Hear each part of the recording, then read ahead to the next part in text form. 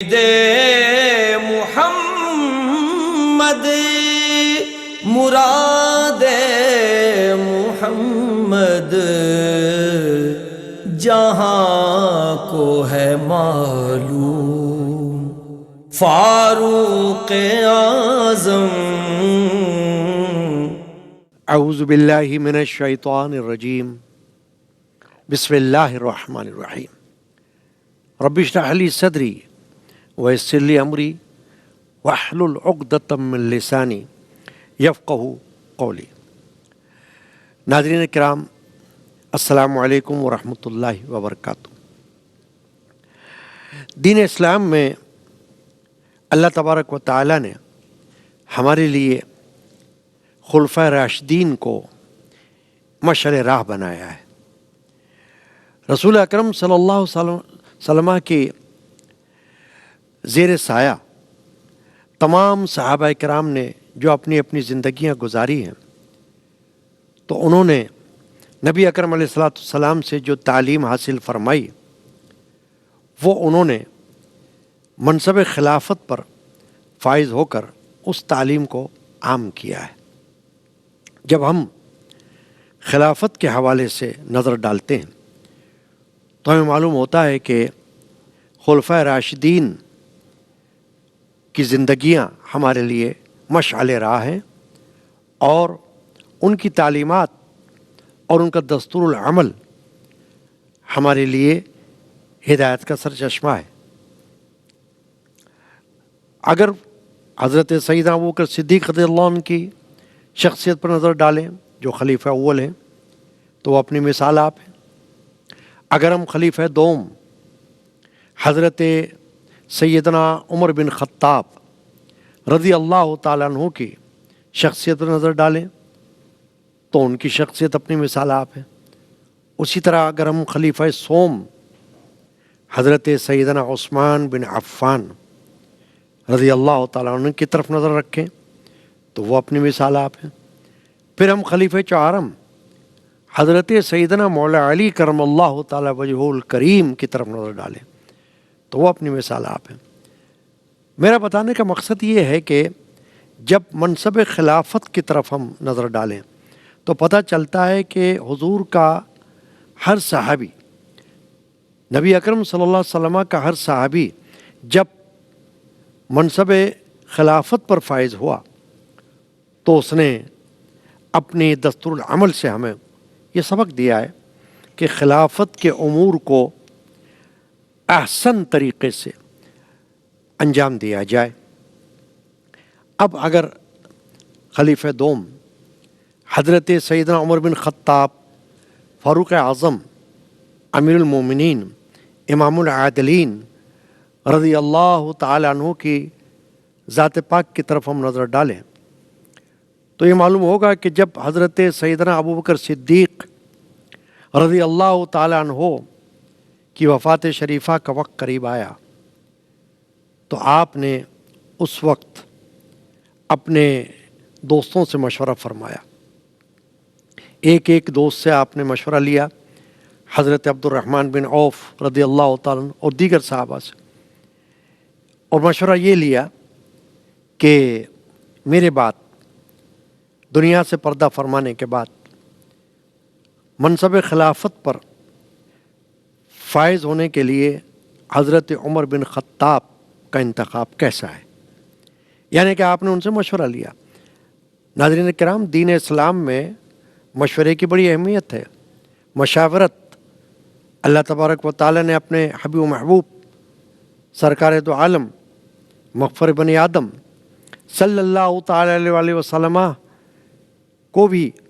یہی حکم فرمایا کہ مشورے سے کام لیں، تو حضور نے بھی اپنے صحابہ سے مشورے فرمائے مختلف امور میں۔ تو حضرت صدیق اکبر رضی اللہ تعالی عنہ نے اپنے بعد منصب خلافت کے لیے صحابہ سے، اپنے ساتھیوں سے مشورے لیے۔ تو جب عمر بن خطاب رضی اللہ تعالیٰ عنہ کا ذکر آیا تو صحابی نے یہی کہا، حضرت عبد الرحمن بن عوف نے یہ کہا کہ حضرت عمر بن خطاب واقعی ایک اچھی شخصیت کے حامل ہیں، اللہ تعالیٰ نے ان کو ایسے اوصاف عطا فرمائے، ایسا روب و دبدبہ عطا فرمایا ہے، ایسی قابلیت عطا فرمائی، ایسی صلاحیت عطا فرمائی کہ اگر وہ آپ کے بعد خلافت کے منصب پر فائز ہوئے تو اچھا ہوگا۔ اسی طرح دیگر صحابہ نے بھی یہی کہا۔ البتہ چونکہ حضرت عمر رضی اللہ تعالی عنہ ایک جلال والے شخصیت رکھتے تھے، ان کے اندر ایک جلال تھا، تو بعض صحابہ نے یہ عرض کیا ابوبکر صدیق سے کہ حضرت عمر بن خطاب ویسے تو بہت اعلیٰ شان کے حامل ہیں، یہ ہے کہ وہ ایک جلال والی شخصیت ہے، لیکن حضرت ابوبکر صدیق رضی اللہ تعالیٰ نے یہ فرمایا کہ میں اپنے بعد منصب خلافت کے لیے عمر بن خطاب کو درست سمجھتا ہوں۔ چنانچہ حضرت سیدنا ابوبکر صدیق رضی اللہ تعالی عنہ نے حضرت سیدنا عثمان بن عفان رضی اللہ تعالیٰ عنہ کو وصیت نامہ تحریر فرمایا، لکھوایا، اور اس میں حضرت عمر بن خطاب رضی اللہ تعالیٰ عنہ کے حوالے سے یہ فیصلہ فرما دیا کہ میرے بعد لوگوں کو چاہیے کہ وہ حضرت عمر بن خطاب سے بیعت کر لیں اور ان کو اپنا خلیفہ مان لیں اور ان کو اپنا امیر مان لیں اور وہ امیر المومنین کے منصب پر فائز ہو جائیں۔ چنانچہ ایسا ہی ہوا کہ جب حضرت سیدنا ابوبکر صدیق رضی اللہ تعالیٰ عنہ کی وفات شریفہ ہوئی تو اسی دن حضرت عمر بن خطاب سے دیگر صحابہ نے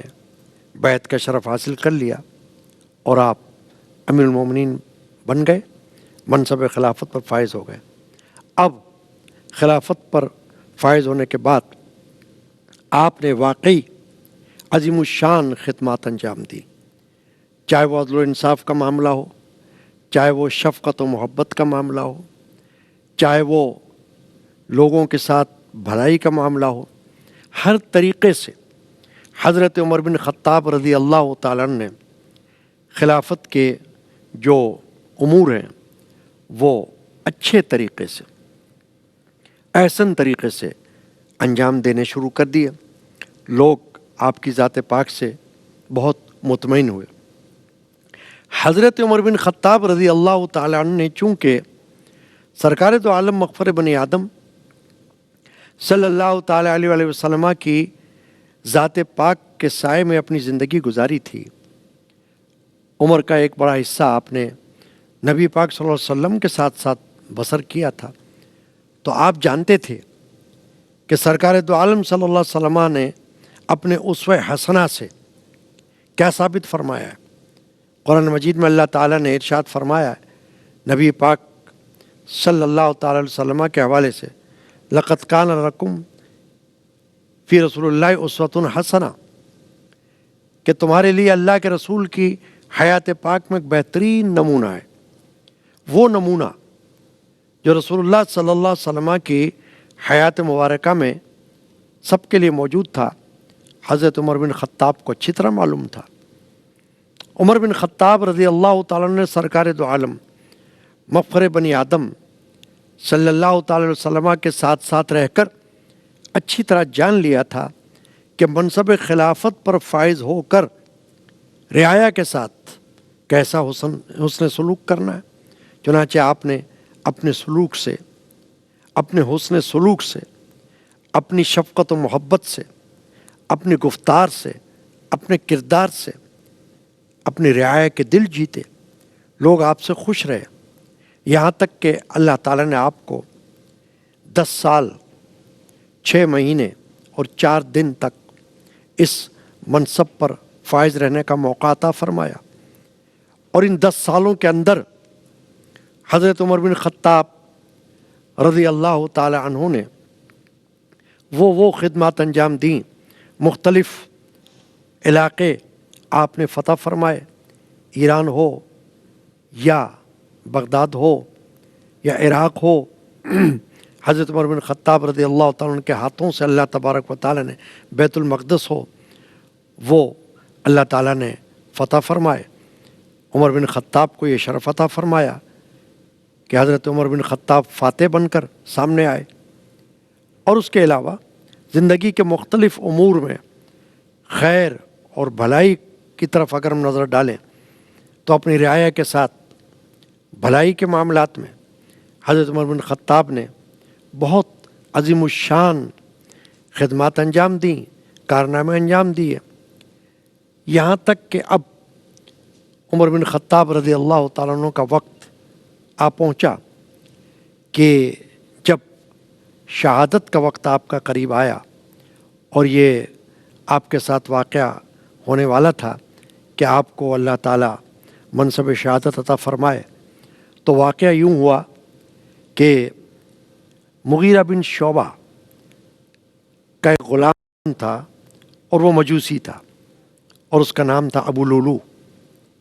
وہ نجار تھا، بڑھئی کا کام جانتا تھا۔ تو اس وقت حضرت عمر بن خطاب کے دور میں یہ تھا کہ جو غلام ہوا کرتے تھے ان سے ان کے آقا یعنی ان کے مالک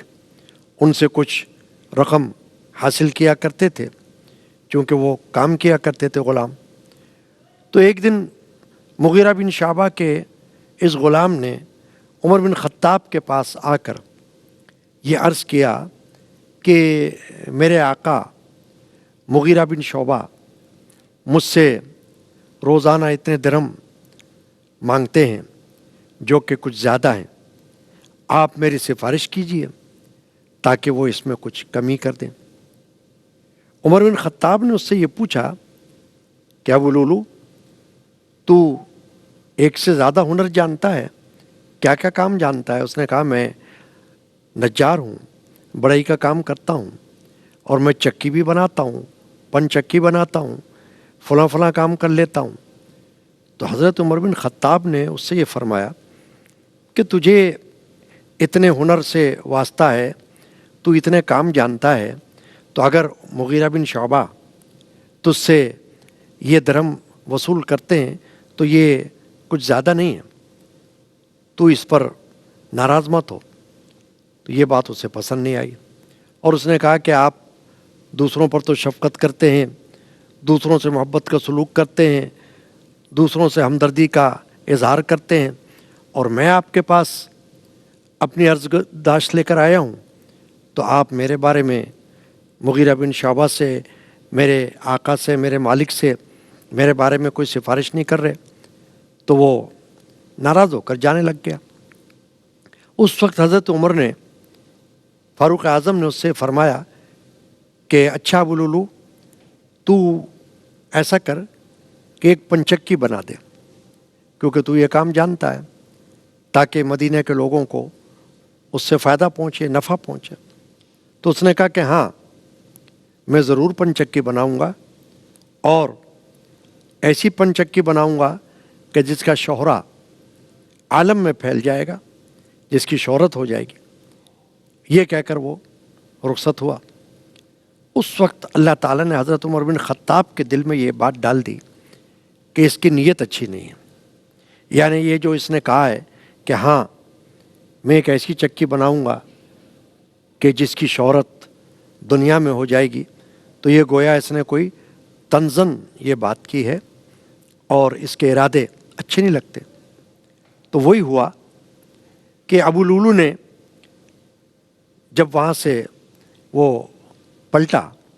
تو ابو لولو نے ایک خنجر لیا اور اس خنجر کو زہر میں بجھایا اور اپنے پاس رکھ لیا، اور اس انتظار میں رہا کہ حضرت عمر بن خطاب کو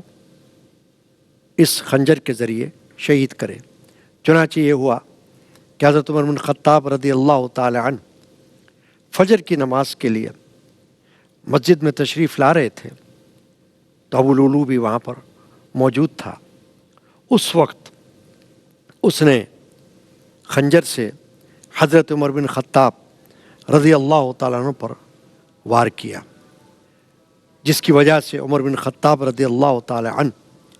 شدید زخمی ہوئے اور وہاں گر پڑے۔ لیکن اس وقت چونکہ نماز کا وقت تھا اور حضرت عمر بن خطاب نماز کی نیت باندھ چکے تھے، تو آپ نے اس وقت بھی یہ مظاہرہ کیا کہ حضرت عبد الرحمن بن عوف کے جو اس وقت نماز میں شامل تھے،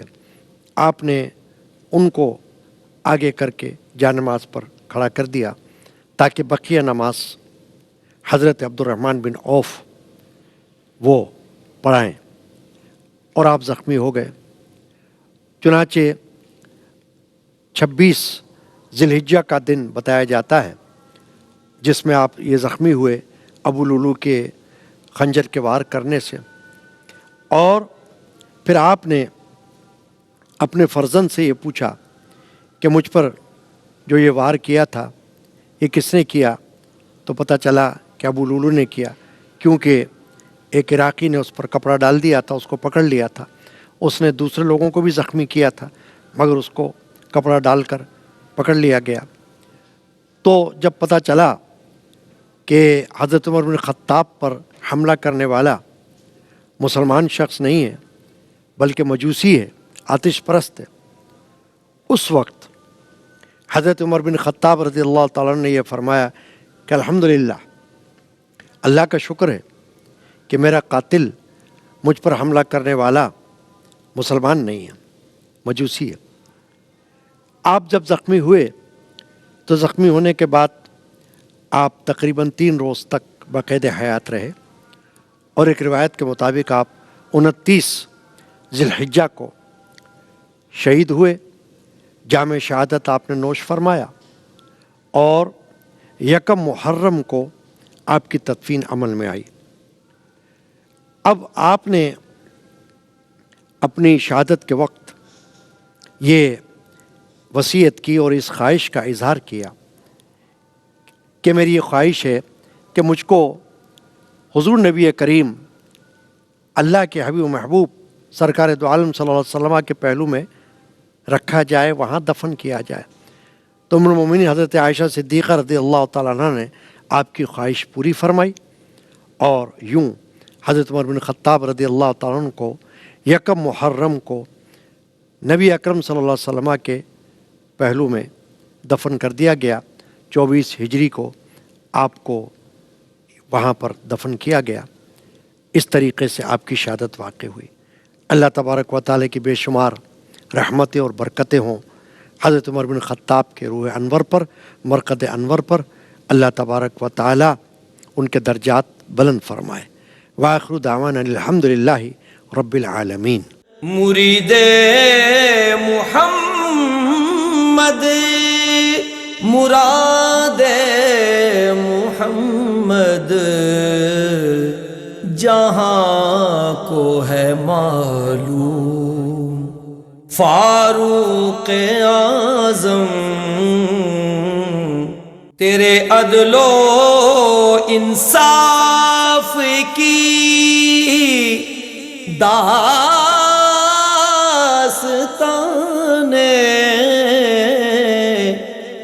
تیرے عدل و انصاف کی داستان، بخارا سے تا روم فاروق اعظم